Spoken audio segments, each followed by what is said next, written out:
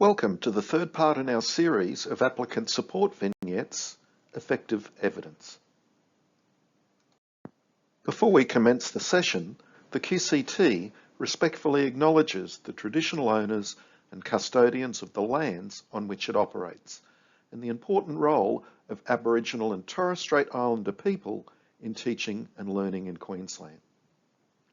We pay our respects and acknowledge the important role of elders, past and present, for they hold the memories of the traditions, cultures, stories and aspirations of Australia's First Nations people.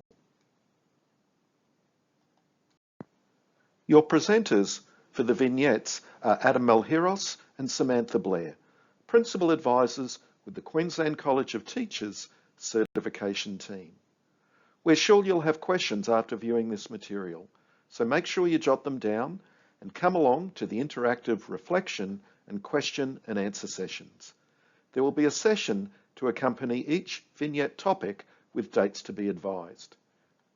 You can also find more information in the guidelines, Certification of Highly Accomplished and Lead Teachers in Queensland, or contact us at certification@qct.edu.au. By now, you've probably got a general understanding of each of the topics in today's session. So let's put them all together in the context of an active application. Certification is designed to recognise high-performing classroom teachers, assessed against the Australian Professional Standards for Teachers. For this reason, and for you to successfully participate in both stages of assessment, you must hold an authentic teaching role whereby you complete the whole cycle of planning, delivering content, differentiating, assessing and reporting, and engaging with parents and caregivers. Your teaching fraction does not have to be full-time if you can satisfy the above. If you have any queries about your teaching role or the program you deliver, please contact the certification team directly. You are allowed up to 60 artefacts of evidence to demonstrate your practice against the standard descriptors. If you have 10 descriptors affirmed by referees, then only 27 need to be evidenced in your application. 60 artefacts is going to be more than enough. With selection of quality evidence, you should need fewer than this. More evidence does not constitute a better application, so we advise against putting in artefacts just to satisfy a limit. The best applications are concise, easily navigated by an assessor, and supported with cohesive evidence that builds a narrative of your practice. Evidence needs to be authentic. In simple terms, things that you make, do, write or say in the course of your day-to-day practice. If you have produced evidence collaboratively, the assessor needs to clearly see your contribution as separate to the team. Robust. Evidence should not be more than 5 years old, and classroom observations should have been completed in the 12 months prior to application submission. Any inquiries about use of evidence outside of these timeframes should be directed to the certification team. Impactful. Ensure your evidence addresses aspects of descriptors that detail impact. Don't just tell the assessor about the outcome and impact of the work in an annotation. Make sure evidence to support impact is included. Verifiable. Referees need to see the evidence in your application as they are verifying it as a direct demonstration of your practice. More examples of quality evidence can be found on the QCT website under Certification Applicant Resources, Highly Accomplished and Lead Teacher Evidence Samples. An effective way of organising the evidence in your application is by grouping your artefacts into sets of items that are related by project, theme, task type, or teaching and learning resources. This is called an evidence set. This example you can see here shows 6 individual artefacts grouped together into a set of teaching and learning resources about the stolen generation.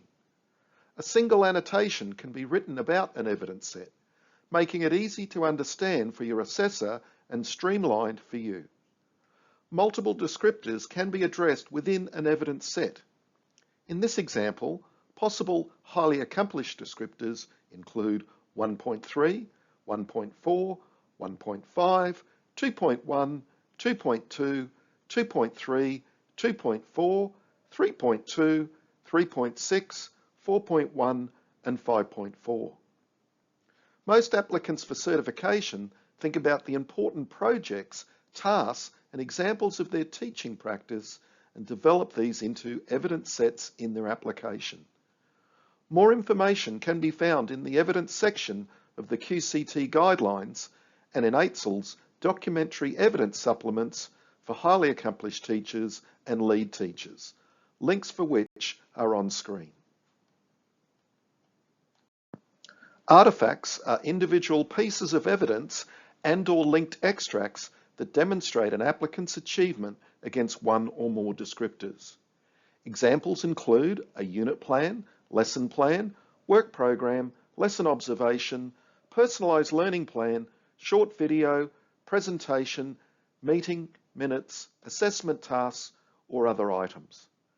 The most straightforward way of seeing an artifact is that it is a single item of evidence.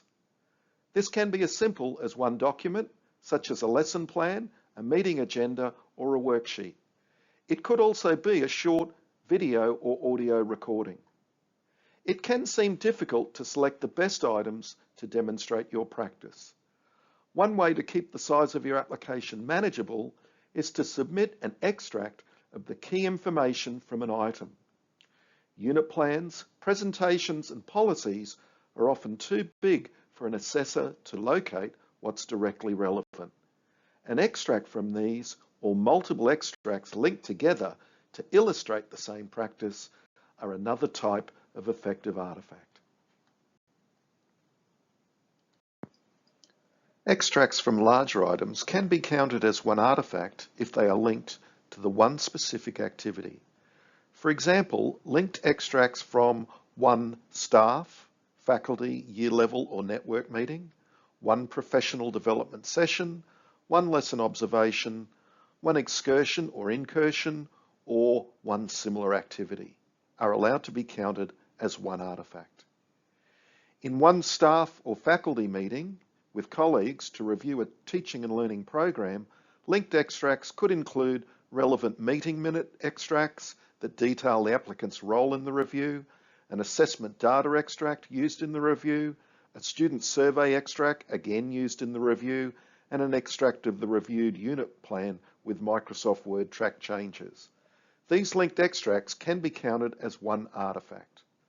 Similarly, for one professional development session, an applicant could include linked extracts such as the registration confirmation, the session agenda, and a selection of relevant presentation slides, and an extract from the applicant's notes. One lesson observation is another example of one specific activity where linked extracts could be used as an artifact.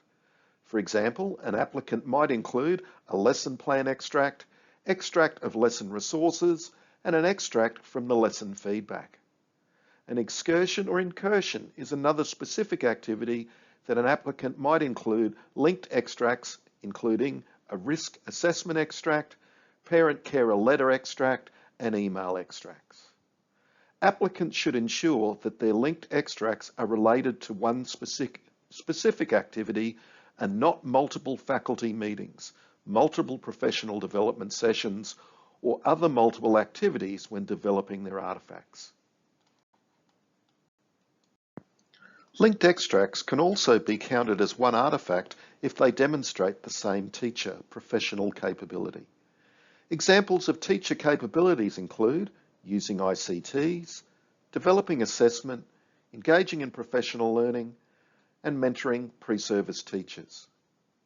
For using ICTs, an applicant might include linked extracts such as a short video of the applicant modelling or demonstrating use of educational hardware or software in a staff meeting, and an extract from a teacher survey on colleagues using the hardware or software in their classrooms. For the capability of developing assessment An applicant may include the new assessment task, an extract or snip from the original assessment item with track changes, an extract from teacher discussion boards identifying modifications as one artifact. For the teacher capability of engaging in professional learning in one topic or area, an applicant may include a research article extract, slide extracts from an applicant's presentation to staff, and colleagues' discussion notes. Similarly, for mentoring pre-service teachers, an applicant could include an extract from a practicum report and lesson observation feedback extracts. Applicants should ensure that when including multiple items in one artifact to demonstrate one teacher professional capability, the extracts are linked to one example of their practice. For example, numerous examples of practice using ICTs, developing a range of assessment items, or engaging in various professional learning topics would be multiple examples and thus would be an evidence set.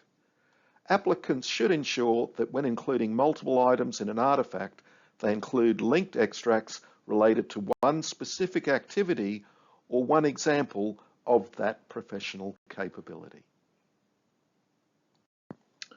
In a recent highly accomplished teacher's portfolio, an applicant included the following items as an artifact linked to descriptor 3.7 and a number of other descriptors.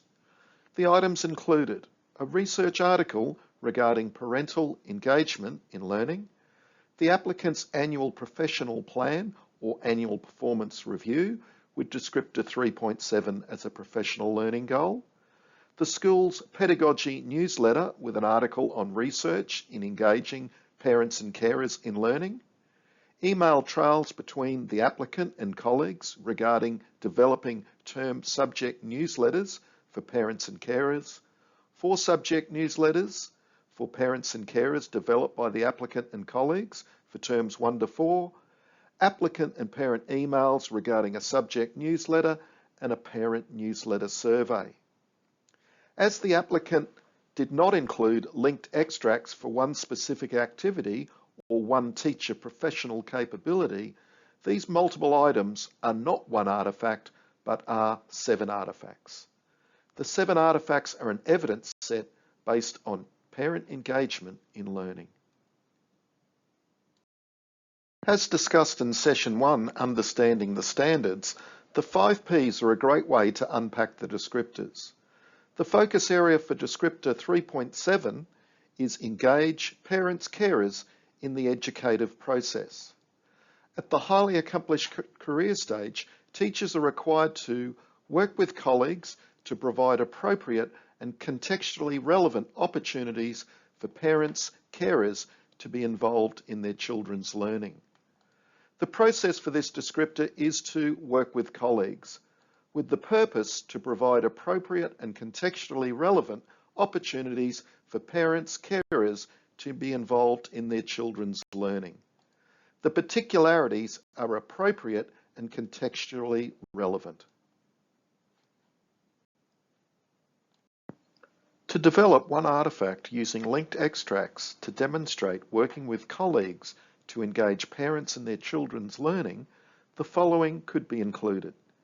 Email extracts between the applicant and colleagues in developing the parent subject newsletter, extract from the parent subject newsletter, an extract from one parent email regarding the subject newsletter, and an extract from the parent newsletter survey. These pieces of evidence would be counted as one artifact because they are linked extracts that demonstrate the one professional teacher capability, providing opportunities for parents, carers to be involved in their children's learning. An applicant could also use linked extracts from the research article on parental engagement, their annual professional plan, the school pedagogy newsletter, and an email trail with colleagues, as one artifact to show their engagement in professional learning in parental engagement in learning. The emphasis with your evidence should always be quality over quantity. The key factor in selecting your evidence is how well it demonstrates the relevant career stage descriptor. It is also important that you make your portfolio manageable for your assessors by developing your artifacts with linked extracts rather than multiple full items of evidence. Further information on artifacts will be included in the upcoming session, Artifacts in Focus. Depending on where you are in your certification journey, you should be thinking about the evidence you can include to demonstrate the standard descriptors. To plan your evidence, ask yourself, what projects, activities, and examples of my teaching practice can I develop into evidence sets and artifacts? Review some of the items of evidence you are planning to include in your application against the qualities of effective evidence. Some questions to think about. If any of your selected items are lengthy documents, could key information be presented as an extract instead? Is it clear how each item of your evidence demonstrates your contribution and impact? Does your evidence demonstrate the impact of your practice on your colleagues' practice and student outcomes?